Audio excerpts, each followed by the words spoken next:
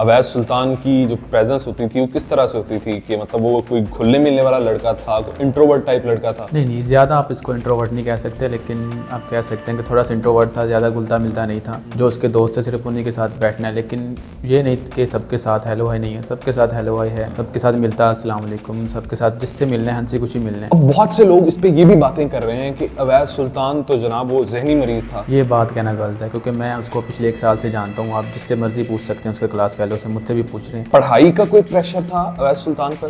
तो कि अगर आपकी एक सब्जेक्ट में अटेंडेंस शॉर्ट है तो आप बाकी से कोई भी सब्जेक्ट आप पेपर नहीं दे सकते। मीन जिस तरह कि आपका पूरा सेमेस्टर जो है ना वो एक तरह से ज़ाया हो जाता है। अस्सलाम वालेकुम नाज़रीन, मैं हूं आपका मेज़बान अब्दुल रहमान और आप देख रहे हैं जेडी न्यूज़, जनाह का पाकिस्तान, हम सबका पाकिस्तान। नाज़रीन, आज का ये पॉडकास्ट कोई आम पॉडकास्ट नहीं है, ना ही कोई ब्रेकिंग न्यूज़ है, बल्कि ये एक सवालिया निशान है इस तालीमी निज़ाम पर, यूनिवर्सिटीज़ के सिस्टम पर। क्योंकि लाहौर की एक निजी यूनिवर्सिटी के तालिब इल्म अवैध सुल्तान ने खुदकुशी कर ली। इस पर बहुत सी बातें हो रही हैं। कुछ लोग कहते हैं कि फाइनेंशियल प्रेशर था, कुछ लोग कहते थे कि टीचर इसका कसूरवार है, और कुछ लोग कहते हैं कि वो लड़का जो है वो जहनी मरीज था। अब इसमें बहुत सी बातें हो रही हैं, लेकिन हकीकत क्या है? स्टूडेंट लाइफ पर इतना प्रेशर क्यों होता है? हम अक्सर बात करते हैं कि स्टूडेंट लाइफ टफ होती है, लेकिन तालिब इल्मों की सुनी एक नहीं जाती। मेरिट इतने हाई हैं और जॉब्स नहीं मिल रही, तो स्टूडेंट बहुत ज्यादा परेशान है। और ये जो इंसिडेंट हुआ है इसने इस चीज को और ज्यादा बढ़ावा दिया है। बहुत से स्टूडेंट्स जो है अब यहाँ पे देखेंगे और मामला मजीद खराब होंगे, लेकिन हुकूमत को इस पे एक्शन लेना चाहिए और फौरी तौर पर स्टूडेंट्स के जो मसाइल हैं उनको हल करना चाहिए। और स्टूडेंट के मेंटल प्रेशर के हवाले से हुकूमत को चाहिए कि इकदाम करे, कुछ इदारे बनाए, काउंसलिंग सेल्स बने जो कि स्टूडेंट्स को हेल्प करें। इस वाक्य के पीछे क्या हकाइक थे, आज अवैध सुल्तान के एक क्लास फेलो हमारे साथ मौजूद हैं। इनसे हम बातचीत करेंगे अवैध की लाइफ किस तरह से थी और इस मामले के पीछे क्या हकाइक हैं, और स्टूडेंट लाइफ के जो मसाइल हैं वो भी हम इनसे जानना चाहेंगे। माशाल्लाह से बहुत ही काबिल स्टूडेंट हैं, डी फार्मा के स्टूडेंट हैं, तो इनसे जानेंगे कि जो डी फार्मा, खासतौर पर जो मेडिकल के स्टूडेंट्स होते हैं उन पर बहुत ज्यादा प्रेशर होता है, तो इनसे जानेंगे कि किस तरह से फिर उसको डील किया जाना चाहिए, क्या बेहतरियां लानी चाहिए। तो हमारे साथ मौजूद हैं आकिब रफीक, इनसे बात करेंगे। अस्सलाम वालेकुम आकिब। वालेकुम अस्सलाम। कैसे हैं आप? अल्हम्दुलिल्लाह। सबसे पहले तो आपका बहुत शुक्रिया कि आपने अपना कीमती टाइम दिया, आपके पढ़ाई के वक्त में से हमने आपका वक्त लिया है, बहुत शुक्रिया।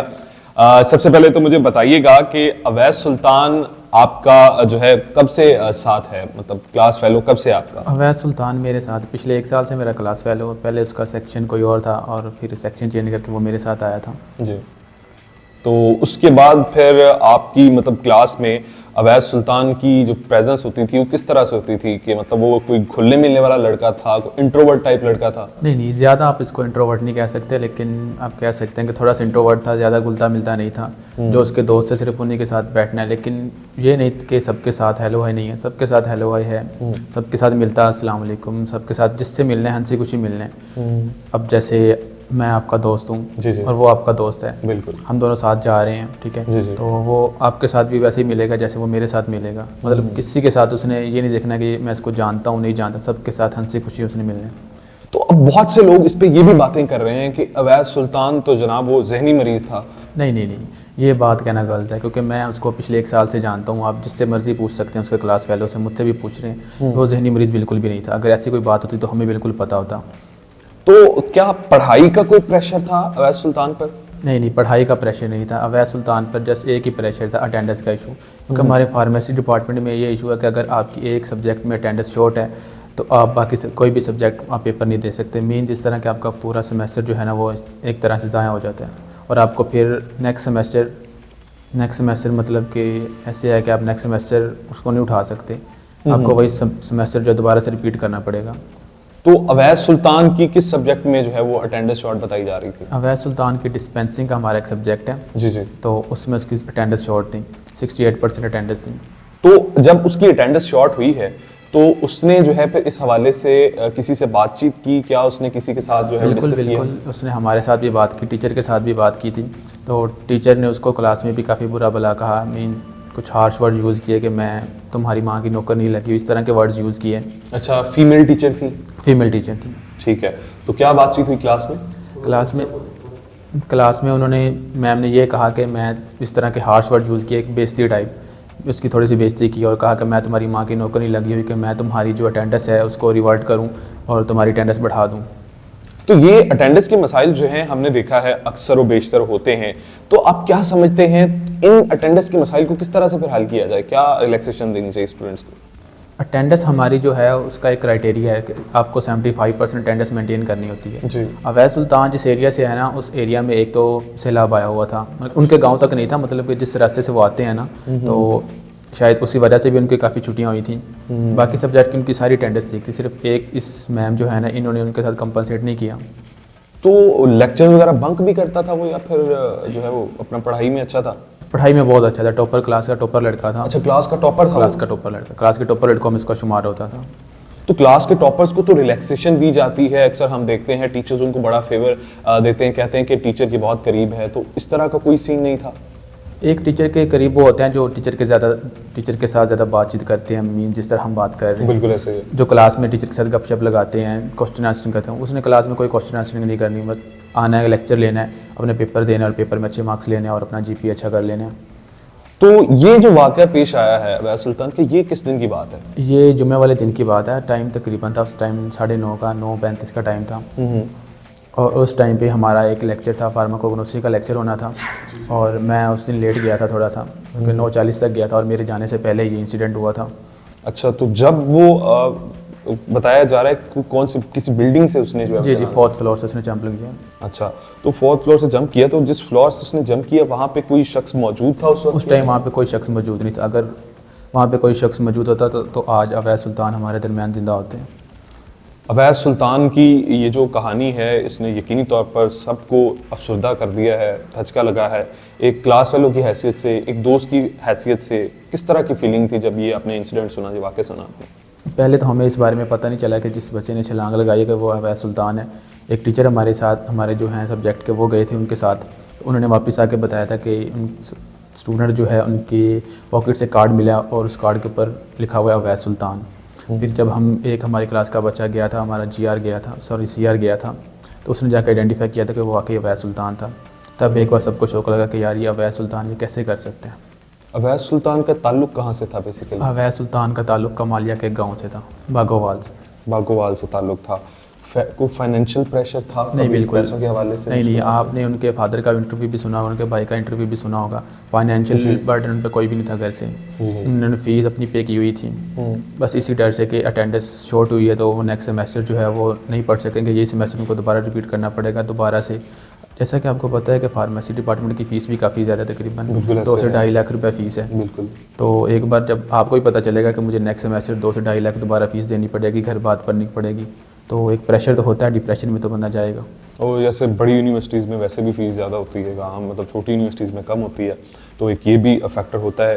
तो रिसर्च से बताती हैं कि जब कोई इंसान सुसाइड करता है तो उससे पहले वो कुछ साइन ज़रूर देता है, मदद वो ज़रूर तलब करता है। तो कोई ऐसा साइन उससे पहले जो आपको फील हुआ हो कि जो अब आपको लग रहा हो, पहले नॉर्मल लग रहा हो लेकिन अब आपको लग रहा हो कि ये वाकई उसके साथ लिंक कर रहा है? नहीं, बिल्कुल भी नहीं।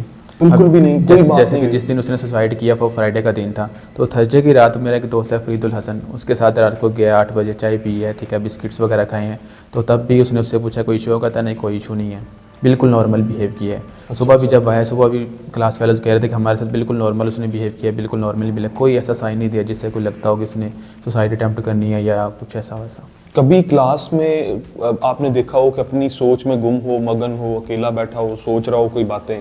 नहीं, बिल्कुल नहीं। क्लास में जब उसने आना तो उसने हमारे साथ घुल मिल जाना, लेकिन जब क्लास से बाहर जाना, अब हम तो डेफिनेटली अपने अपने घर आ जाते हैं जी, तो वो उधर यूनिवर्सिटी में अकेला बैठा होता था। अच्छा, अकेला घूमता रहता था। अकेला घूमता? अच्छा, फिर वही दौरानिया होता था जब वो इन सारी बातों को सोचता था, उनको रिवाइज करता था? बिल्कुल ऐसे कह सकते हैं। और वो उसके जहन पे प्रेशर डालती थी? थोड़ा सा आप कह सकते हैं कि तन्हाई पसंद लड़का था। अच्छा, तन्हाई।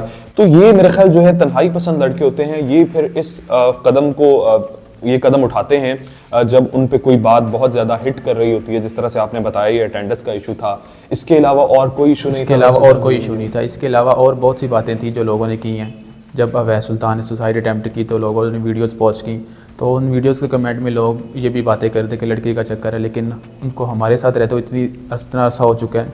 लड़कियों वाला मामला नहीं था? लड़कियों वाला मामला बिल्कुल नहीं है, लड़कियों के मामले से बिल्कुल बहुत दूर।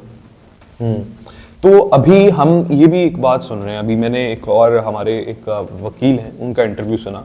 वो कह रहे थे जो अवैस सुल्तान है ये कोई जहनी मरीज था, और अवैस सुल्तान की ये जो अब इसने सुसाइड की है, तो ये जो है अब आप कह सकते हैं कि इसके खिलाफ जो प्रोटेस्ट हो रहा है वो जो तलबा हैं वो अपने लालच के लिए कर रहे हैं कि हमें इसमें कोई फेवर मिल जाए कि अटेंडेंस। तो जो अभी यूनिवर्सिटी के बाहर प्रोटेस्ट वगैरह हुए हैं, आप उसको किस नज़र से देखते हैं?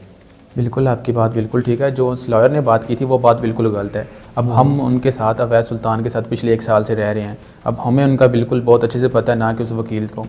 तो उस वकील साहब ने जो भी बात की है वो बिल्कुल बात गलत की है, और जो प्रोटेस्ट हुई है वो बिल्कुल तलबा के हक़ में थी। प्रोटेस्ट में हमने ये शराइत रखी थी कि जो आज तक अवैस ने फ़ीस दी है तकरीबन वो बनती है 10 से 12 लाख।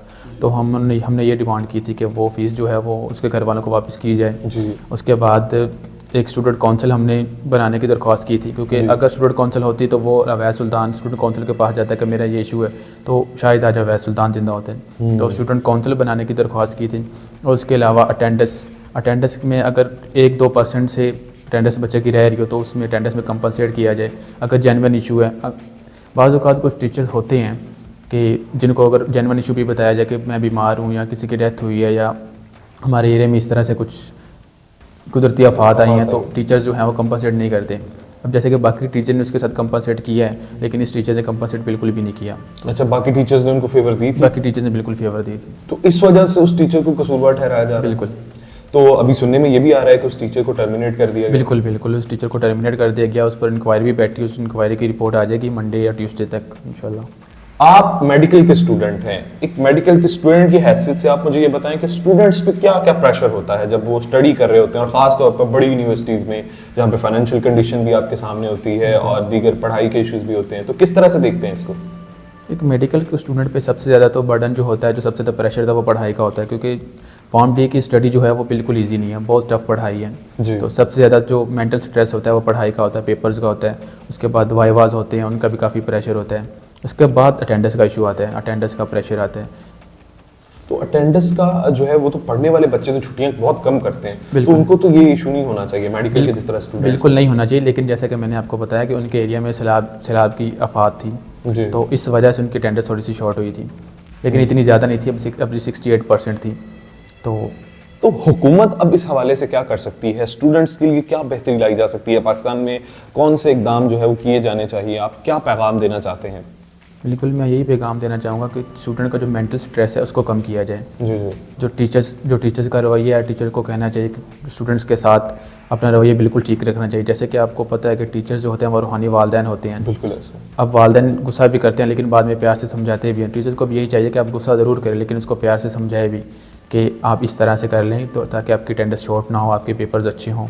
जी, आपने जो है आप इस वक्त यूनिवर्सिटी लाइफ में हैं, आप स्कूल लाइफ, कॉलेज लाइफ और यूनिवर्सिटी लाइफ, सबसे ज़्यादा प्रेशर किस लाइफ में होता है? सबसे ज़्यादा प्रेशर जो होता है बच्चे पे वो यूनिवर्सिटी लाइफ में होता है। स्कूल और कॉलेज तो नॉर्मल रूटीन की बात है, आपने डेली जाना है, डेली आपका टेस्ट होगा, लेकिन सबसे ज़्यादा जो मेंटल स्ट्रेस वो आके यूनिवर्सिटी में होता है, क्योंकि यहाँ पे quizzes, vivas, exams, mid terms, final term, assignment, हर चीज़ का बहुत बर्डन होता है, बहुत प्रेशर होता है। तो एक स्टूडेंट जो है इस वक्त अगर वो प्रेशर में है और वो ये वीडियो देख रहा है, तो उसको आप किस तरह से उसको आप क्या पैगाम देंगे कि वो किस तरह से अपनी मुश्किलात को डील करे और वो रिलैक्स रहे? बिल्कुल, मैं यही पैगाम देना चाहूँगा कि अगर आपको कोई मेंटल स्ट्रेस है, अटेंडेंस का इशू है आपको, या फिर आपको एग्ज़ाम्स का इशू है, तो आप सबसे पहले अपने फ्रेंड से बात करें, अपने घर वालों से बात करें, क्योंकि आपके घर वाले हैं जो आपसे बिल्कुल लॉयल्स होंगे। तो आप अपने पेरेंट्स से बात करें, अपने बहन भाइयों से बात करें। अगर अपने पापा से बात नहीं कर सकते तो मम्मा से बात करें, अपने बहन भाइयों से बात करें, अपने फ्रेंड से बात करें, अपने टीचर से बात करें, लेकिन ये स्टेप खुदारा ना उठाइएगा। बहुत जामे गुफ्तगू की आपने, बहुत डिटेल के साथ आपने हमारे नाज़रीन को बताया, और बहुत शुक्रिया आपके कीमती वक्त का। Aqib, thank you very much. नाज़रीन, आपने देखा कि किस तरह से आकिब ने बताया कि वो बिल्कुल भी जहनी मरीज़ नहीं था, वो एक नॉर्मल स्टूडेंट था। हाँ, वो अकेला ज़रूर रहता था, कभी कभार वो यूनिवर्सिटी में अकेला घूमता हुआ नज़र आता था, वो कुछ सोचता रहता था, और शायद वही जो सोच थी वो उसकी जान ले गई। और वो सोच क्या थी न जाने वो क्या थी, लेकिन ये जो मेजर इशू बताया जा रहा है ये अटेंडेंस का है, और न जाने किसको क्या इशू हो, हर कोई जो है वो अपनी बात को ज़ुबान पे नहीं ला पाता। तो हमें इस तरह का माहौल क्रिएट करना चाहिए कि हम दूसरे की बात को सुन सकें, क्योंकि पाकिस्तान में हमने देखा है कि ये जो मेंटल स्ट्रेस है ये बहुत बढ़ता जा रहा है। पाकिस्तान में तकरीबन 38% लोग जो हैं इस वक्त डिप्रेशन का शिकार हैं। और आपको बताता चलूं कि नौजवानों में 19 साल से लेकर तकरीबन 29 साल के दरमियान, बल्कि 16 साल से 29 साल के दरमियान जो मौत की बड़ी वजह है वो सुसाइड बताई जाती है। और सुसाइड के पीछे यही रीजंस हैं, फैमिली प्रेशर हैं, एक्सपेक्टेशंस हैं, स्टडी का बर्डन है, कुछ भी हो सकता है।